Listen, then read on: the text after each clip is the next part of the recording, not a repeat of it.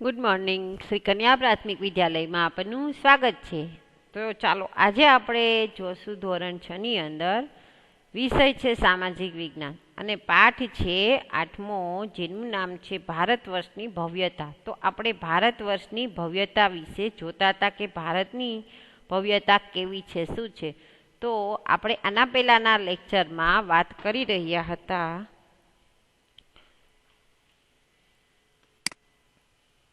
ધર્મેન્દ્ર સાહિત્ય. આપણે ત્યાં સુધી લેક્ચરમાં હતા. હવે આપણે આગળ જોશું જેમની વિષય વસ્તુ ધર્મની બહાર છે, તેવા સાહિત્ય ગ્રંથો ધર્મેન્દ્ર સાહિત્ય તરીકે ઓળખાય છે. તેમાં મોટા ભાગે કાવ્યો, નાટકો, પ્રશસ્તિઓ, વ્યાકરણ ગ્રંથો અને સ્મૃતિઓનો સમાવેશ થાય છે.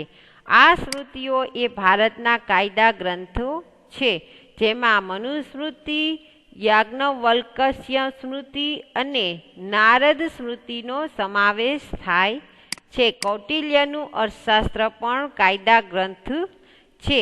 અહીંયા વાત કરવામાં આવે છે કે જે સાહિત્યનું વિષય વસ્તુ ધર્મની બહારનું હોય તેવા સાહિત્યને ધર્મેન્દ્ર સાહિત્ય કહેવાય છે.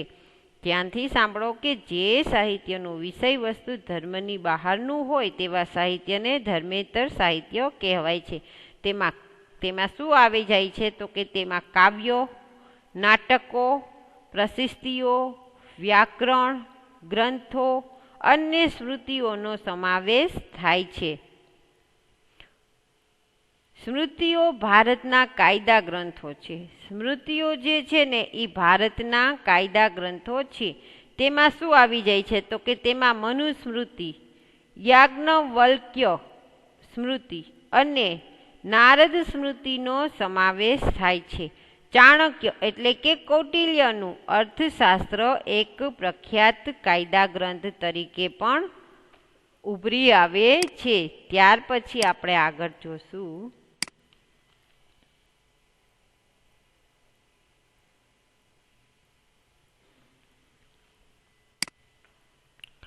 પ્રાચીન ભારતમાં મોટા પ્રમાણમાં નાટકો અને કાવ્યોની રચના થઈ છે, જેમાં મહાકવિ ભાસ, કાલિદાસ, શુદ્રક, ભારવી જેવા મહાન સાહિત્યકારોનો સમાવેશ થાય છે.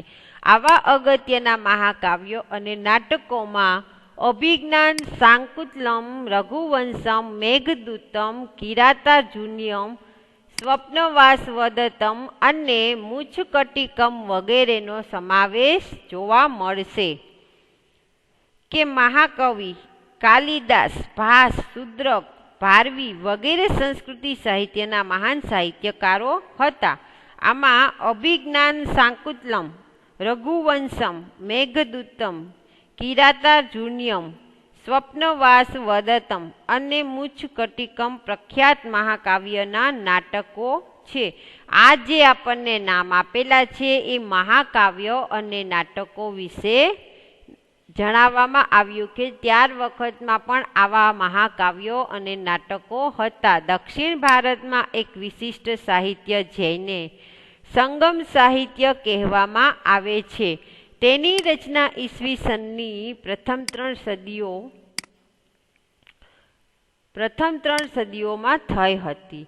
મદુરાઈમાં 3 સંગમમાં એટલે કે 3 સભામાં 1600 જેટલા લોકકવિઓએ વીર કાવ્યોની રચના કરી હતી. આ સાહિત્યમાં શિલ્પદીકારમ અને મણિમેખલાય ખૂબ જ અગત્યના છે. તો દક્ષિણ ભારતની વાત કરવામાં આવે છે કે દક્ષિણ ભારતના વિશિષ્ટ સાહિત્ય તરીકે ઓળખાતા દક્ષિણ ભારતમાં જે વિશિષ્ટ સાહિત્ય હતા તે વધારે ઓળખાતા એમાં સંગમ સાહિત્યની રચના થઈ. ઈસવીસનની પ્રથમ 3 સદીઓમાં થઈ હતી. સંગમ સાહિત્યમાં શિલ્પદીકારમ અને મણિમેખલાય જેવા વીર કાવ્યોનો સમાવેશ થાય છે. સંસ્કૃત ભાષામાં સર્વશ્રેષ્ઠ વ્યાકરણ ગ્રંથ પાણિનીનું સંસ્કૃત ભાષાની અંદર સર્વશ્રેષ્ઠ એટલે વધારે સુંદર, વધારે સરસ એવું વ્યાકરણ ગ્રંથ હોય તો અષ્ટાધ્યાયી છે. એ જે છે એ અષ્ટાધ્યાયી છે, જે ઈસવીસન પૂર્વે 5મી સદીમાં રચાયું હતું. અશોકના શિલાલેખો પણ પ્રાચીન ભારતના ઇતિહાસ, મૌર્ય સામ્રાજ્યના વહીવટી તંત્રો તથા બૌદ્ધ ધર્મના નૈતિક નિયમો વિશે માહિતી આપણને આપે છે. કે સંસ્કૃત ભાષામાં પાણિનીનું અષ્ટાધ્યાયી સંસ્કૃત ભાષાનો સૌથી શ્રેષ્ઠ વ્યાકરણ ગ્રંથ છે. તેની રચના ઈસવીસન પૂર્વે 5મી સદીમાં થઈ હોવાનું મનાય છે. ગુપ્તકાળમાં પ્રસિદ્ધ કાવ્યો અને ગ્રંથોનો ઘણો વિકાસ થયો છે. સમુદ્રગુપ્તની પ્રયાગ પ્રસિદ્ધિના લેખ હરિસેણ હતા, તો ઉદયગીરીની ચંદ્રગુપ્ત દ્વિતીયની પ્રસિદ્ધિના લેખ વીરસેન સાબા હતા. બાણે હર્ષચરિતમમાં હર્ષની પ્રસિદ્ધિ કરી. ચંદ્રગુપ્ત મૌર્યના સમયમાં મેગેસથી ચંદ્રગુપ્ત દ્વિતીયના સમયમાં ફાહિયાન, હર્ષવર્ધનના સમયમાં યુઅન સવાંગ વગેરે વિદેશી પ્રવાસીઓ ભારતમાં આવ્યા હતા. તો ગુપ્તકાળની વાત કરવામાં આવે છે. પ્રસિદ્ધ કાવ્યો અને ગ્રંથોનો ઘણો વિકાસ થયો હતો ને સમુદ્રગુપ્તની પ્રયાગ પ્રસિદ્ધિના લેખો હરિસેણ હતા, તો ઉદયગીરીની ચંદ્રગુપ્ત દ્વિતીયની પ્રસિદ્ધિના લેખકો વીરસેન સાબા હતા. બાણે હર્ષચરિતમમાં હર્ષની પ્રસિદ્ધિ કરી છે. ત્યાર પછી વિદેશી મુસાફરોના વર્ણનો કે વિદેશી મુસાફરો જે છે તેનું વર્ણન કરવામાં આવ્યું છે. ભારતમાં સદીઓથી અનેક વિદેશી પ્રવાસીઓ આવતા રહ્યા છે, જેમણે પોતાના ભારત પ્રવાસના વર્ણનો લખ્યા છે. તેમની આ પ્રવાસ નોંધમાંથી ભારતીય સંસ્કૃતિ અને પ્રજાજીવનની માહિતી મળે છે.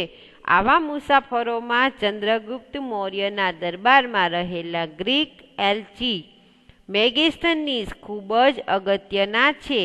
તેમણે ઇન્ડિકા નામનો એક ઉત્કૃષ્ટ ગ્રંથ લખ્યો છે, જેમાં મૌર્ય યુગ વિશે આપણને માહિતી પ્રાપ્ત થાય છે.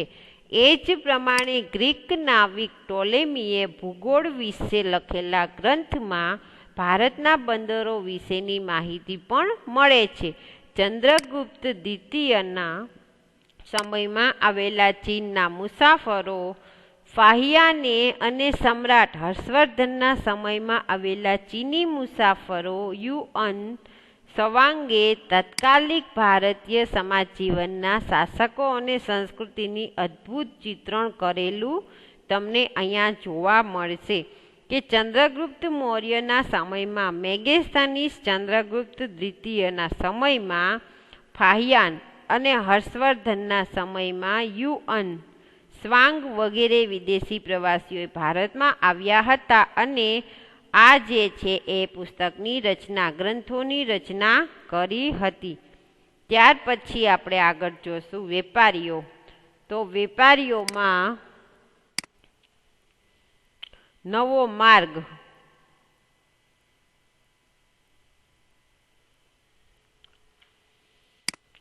વેપારીઓ તો નવો માર્ગ એટલે કે નવો રસ્તો. પ્રાચીન સમયમાં ભારત વિવિધ ચીજ વસ્તુઓ તેમજ વિદેશો સાથે વેપાર વાણિજ્યમાં મોખરે હતું. પ્રાચીન સમયમાં ભારત જે છે વિવિધ ચીજ વસ્તુઓ તેમજ વિદેશો સાથે વેપાર વાણિજ્યમાં મોખરે એટલે આગળ હતું. વેપારના કારણે ભારતની આર્થિક સમૃદ્ધિ શિખરે હતી. જે એનું વેપાર હતો, તો વેપારના કારણે ભારત જે છે એ સમૃદ્ધ દેશ, સુખી દેશ કહેવાતો આગળ હતો. દેશ વિદેશ સાથેનો વેપાર જમીન માર્ગે અને સમુદ્ર માર્ગે થતો હતો. દેશ વિદેશ સાથે જે વેપાર કરતા એ જમીન માર્ગે કરતા અને સમુદ્ર માર્ગે પણ કરતા. લોથલ હડપ્પીય સંસ્કૃતિનું મોટું બંદર હતું. લોથલ જે છે એ હડપ્પીય સંસ્કૃતિનું મોટું બંદર હતું. લોથલમાં બંદરની ગોદી, ડોકયાર્ડ, વહાણના ધક્કા અને વખાણના અવશેષો મળ્યા છે. લોથલની અંદર, લોથલમાં જે બંદર આવેલું છે ગોડી, ડોકયાર્ડ, વહાણના, ત્યાં ધક્કા અને વખારના અવશેષો મળ્યા છે, જે દરિયાઈ વાહન વ્યવહારની માહિતી આપણને પૂરી પાડે છે. લોથલના લોકો માટીકામના વિવિધ ઘાટના વાસણો અને વિવિધ પ્રકારના દાગીના બનાવતા હતા. શેલખડી, છીપ અને હાથી દાંતમાંથી બનાવેલા મણકાઓનો વેપાર થતો હતો. ભારતના મરી મસાલા અને કિંમતી પથ્થરોની વિશેષ માંગ રહેતી હતી. આપણને કહે છે કે હડપ્પા સભ્યતાના બંદર લોથલમાંથી ગોદી ડોકયાર્ડ વહાણના ધક્કા અને વખારના અવશેષો મળ્યા છે. ભારતથી સ્થળ માર્ગે મધ્ય એશિયા થઈને યુરોપ સુધી સુતરાઉ કાપડ, રેશમી કાપડ, મરી મસાલા અને તેજાનીનો નિકાસ થતી હતી, જ્યારે સોના ચાંદીની આયાત થતી હતી. ભારતથી સ્થળ માર્ગે મધ્ય એશિયા થઈને યુરોપ સુધી સુતરાઉ કાપડ, રેશમી કાપડ અને મસાલાની નિકાસ થતી. ખંભાત, ભરૂચ, સોપારા અને તામ્રલિપ્તિ જેવા આંતરરાષ્ટ્રીય બંદરોના માધ્યમથી વિશ્વના પૂર્વ અને પશ્ચિમ ભાગમાં સુતરાઉ કાપડ, રેશમી કાપડ, મસાલા, તેજાના, ઇમારતી લાકડાની નિકાસ થતી હતી, જ્યારે સોનું અને ચાંદી અન્ય ચીજોની આયાત થતી હતી. કે આપણા દેશમાંથી આવી રીતે જે બંદરો છે ત્યાંથી નિકાસ થતી હતી, કે આપણે જે સામાન બનાવીએ છીએ, જે વેપાર ઉત્પાદન થાય છે તેની નિકાસો થતી હતી. ત્યાર પછી ચીનથી વેપાર અર્થે કેટલાક લોકો દૂરના વિસ્તારોમાં પગપાળા કે ઘોડા ઉપર જતા હતા. ચીનથી વેપાર અર્થે એટલે કે ચીનથી વેપાર કરતા લોકો ત્યાંથી પગપાળા એટલે પોતે ચાલીને અથવા તો ઘોડા ઉપર જતા. તેઓ સાથે રેશમ કાપડ પણ લઈ જતા હતા. તેઓ જે માર્ગે મુસાફરી કરતા હતા તે માર્ગ રેશમ માર્ગ એટલે તરીકે જાણીતો બન્યો હતો. મુખ્યત્વે ચીન, ભારત, ઈરાન, અરબસ્તાન, ગ્રીક અને રોમનના વેપારીઓ આ વેપાર માર્ગ સાથે સંકળાયેલા હતા. દક્ષિણ ભારતના બંદરો કાળા મરી અને અન્ય તેજાનાની નિકાસ માટે જાણીતા મુખ્ય કેન્દ્ર હતા. કે ચીનના વેપારીઓ ભારતનું રેશમી કાપડ લઈને મુસાફરી કરતા. તે માર્ગને રેશમ માર્ગ તરીકે કહેવામાં આવતો. ત્યાર પછી જોઈએ પ્રાચીન ભારતમાં ચિત્રકલા. તો ચિત્ર મનુષ્યના મનોભાવને પ્રગટ કરતું વિશિષ્ટ માધ્યમ છે. ચિત્ર જે છે એ મનુષ્યના મનોભાવને પ્રગટ કરતું વિશિષ્ટ માધ્યમ છે. સાથે સાથે તે જે તે સમયની વાસ્તવિક પરિસ્થિતિનું પણ ચિત્રણ કરે છે. ભારતમાં સૌથી જૂના ચિત્રો પાષાણ યુગમાં મળી આવેલા છે. મધ્યપ્રદેશમાં ભીમબેટકા નામના સ્થળેથી પાષાણ યુગના સમયની આદિમ જનજાતિએ દોરેલા 500 કરતાં પણ વધારે ચિત્રો મળી આવેલા છે, જે આજે પણ એટલા જ જીવંત છે. આ સિવાય અજંતા, ઇલોરા અને બાદની ગુફાઓમાંથી તથા અમરાવતીમાંથી ભારતીય સંસ્કૃતિની સાથે સંકળાયેલા ચિત્રો મોટા પ્રમાણમાં મળી આવે છે. અજંતા ઇલોરાના ચિત્રો વિશ્વવિખ્યાત છે, જેમાં બુદ્ધની જાતક કથાઓ અને બુદ્ધની સાધનાને ચિત્રમાં વ્યક્ત કરવામાં આવ્યા છે. પદ્મપાણીનું વિશ્વવિખ્યાત ચિત્ર ભારતીય સંસ્કૃતિનું ઘરેણું છે, તો ઇલોરાનું શિવ મંદિર એક જ શિલામાંથી કોતરેલું મહાન શિલ્પ છે. અહીંયા આપણને વાત કરવામાં આવે છે અજંતા ઇલોરાની, કે બાદ અને અમરાવતીની ગુફાઓમાંથી ભારતીય સંસ્કૃતિ સાથે સંકળાયેલા ચિત્રો મોટા પ્રમાણમાં મળી આવેલા છે. તેમાં અજંતા ઇલોરાના ચિત્રો વિશ્વવિખ્યાત છે. પદ્મપાણીનું વિશ્વવિખ્યાત ચિત્ર ભારતીય સંસ્કૃતિનું ઘરેણું છે. ઇલોરાનું શિવ મંદિર, કૈલાસ મંદિર એક જ શિલામાંથી કોતરેલું મહાન શિલ્પ છે. ત્યાર પછી વાત કરીએ પ્રાચીન ભારતમાં શિલ્પ અને સ્થાપત્ય. તો હવે આપણે આગળ જોશું કે હડપ્ય સભ્યતામાં જોવા મળતું નગર આયોજન એ ભારતીય સ્થાપત્યના વિશ્વ પ્રસિદ્ધ નમૂના છે. એક સમાન નગર રચના, સ્નાનગાર, અનાજના કોઠાર, ઔદ્યોગિક એકમો અને વરસાદી પાણીના પ્રબંધ સાથે સંકળાયેલા અનેક સ્થાપત્યો હડપ્ય સભ્યતા સાથે સંકળાયેલા છે, જે પ્રાચીન ભારતનો ઇજનેરી કળાનો ઉત્તમ નમૂનો ગણાય છે. આ સ્થાપત્યોમાં ગુફા સ્થાપત્ય, મંદિર સ્થાપત્ય અને મહેલોના સ્થાપત્યનો સમાવેશ પણ થાય છે. ગુફા સ્થાપત્યોમાં બારાબારની પહાડીઓ, નાસિકના ગુફા શિલ્પો, અજંતા ઇલોરા અને અમરાવતીના ગુફા શિલ્પોનો પણ સમાવેશ થાય છે. કે ભારતની શિલ્પકલામાં બે ભાગમાં વહેંચવામાં આવે છે, ગાંધાર કલા અને મથુરા કલા. ગાંધાર કલામાં ગ્રીક અને ભારતીય કલાનો સંગમ હતો, જ્યારે મથુરા કલા સંપૂર્ણપણે ભારતીય હતી.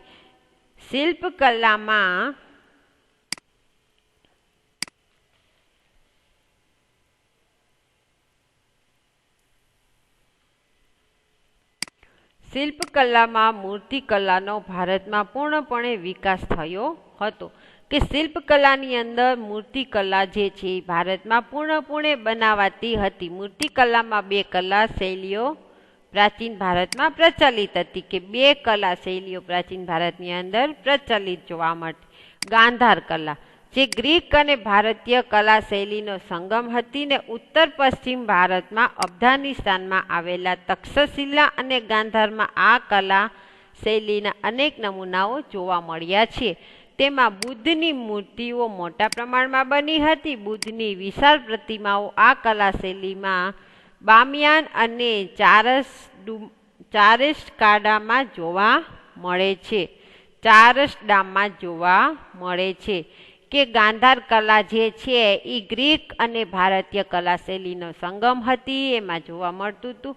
ઉત્તર પશ્ચિમ ભારતમાં અફઘાનિસ્તાનમાં આવેલા તક્ષશિલા અને ગાંધારમાં આ કલા શૈલીના અનેક નમૂનાઓ મળ્યા છે. તેમાં બુદ્ધની મૂર્તિઓ મોટા પ્રમાણમાં બની હતી. બુદ્ધની વિશાળ પ્રતિમાઓ આ કલા શૈલીમાં બામિયાન અને ચારસડામાં જોવા મળે છે. ત્યાર પછી બીજી કલા છે એ અન્ય કલા શૈલી સંપૂર્ણ ભારતીય છે, જે મથુરા કલા તરીકે ઓળખાય છે.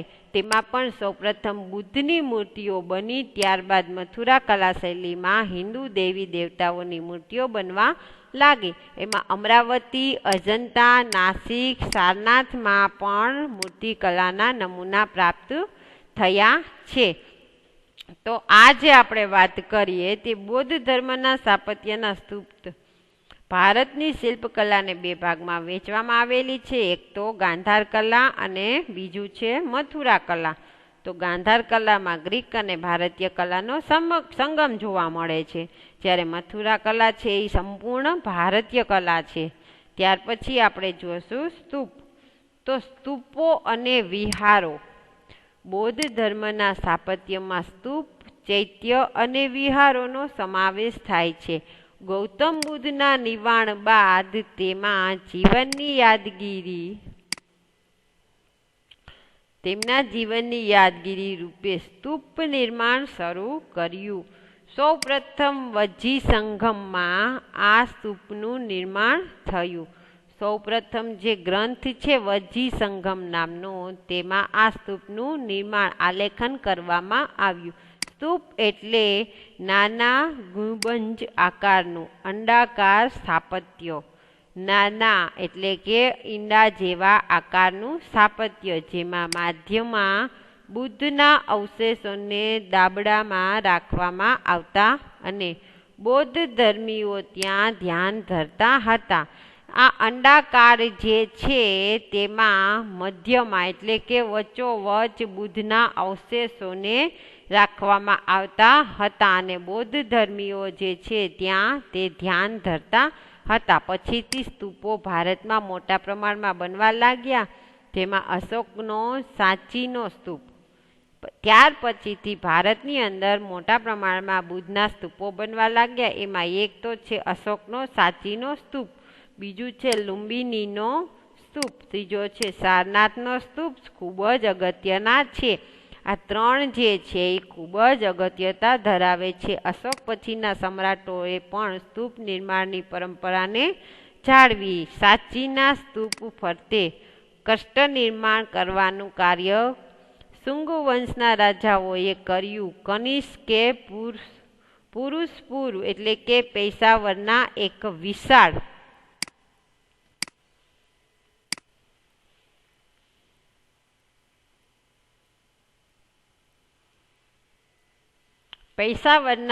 વિશાળ સ્તૂપ જેને શાહજી કી ડેરી કહેવામાં આવે છે તેનું નિર્માણ કરાવ્યું.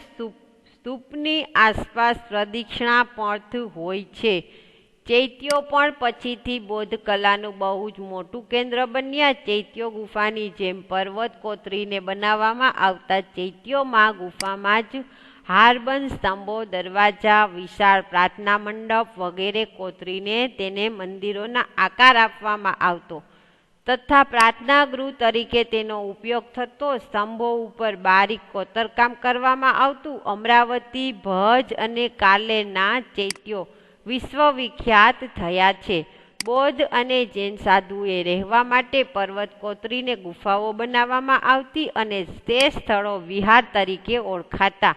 જૈન અને બૌદ્ધ સાધુઓ આ વિહારોમાં રહીને અધ્યયન કરતા. યુઅન સ્વાંગે ઉત્તર ભારતમાં અને ગુજરાતમાં 100 જેટલા વિહારો હોવાનું નોંધ્યું છે, જેને સ્થાપત્ય કલા સાથે પણ મૂર્તિઓ અને વિહારો જોડાયેલા છે. શ્રવણ બેલગોડામાં આવેલી ગૌતમેશ્વરની જૈન મૂર્તિ વિશ્વવિખ્યાત છે. જૈન ધર્મના સાધુઓ અને બૌદ્ધ ભિક્ષુકોના નિવાસ માટે પહાડોમાં સંખ્યાબંધ ગુફાઓ બનાવવામાં આવી છે અને આવી ઘણી ગુફાઓ ગુજરાતમાં આવેલી છે, જેની માહિતી તમારા શિક્ષક પાસેથી તમે મેળવી શકો છો.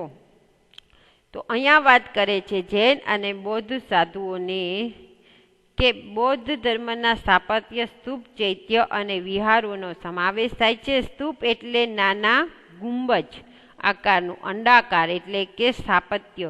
સાચીનો સ્તૂપ, લુંબિનીનો સ્તૂપ અને સારનાથનો સ્તૂપ મુખ્ય સ્તૂપો છે. કનિષ્કે પુરુષપુર એટલે કે પેશાવરમાં શાહજી કી ડેરી નામનો વિશાળ સ્તૂપ બનાવ્યો હતો. જૈન અને બૌદ્ધ સાધુઓએ રહેવા માટે પર્વત કોતરીને ગુફાઓ બનાવવામાં આવતી ને આવા સ્થળોને વિહાર તરીકે ઓળખવામાં આવતા. શ્રવણ બેલગાડોમાં આવેલી ગૌતમેશ્વરની જૈન મૂર્તિ વિશ્વવિખ્યાત છે.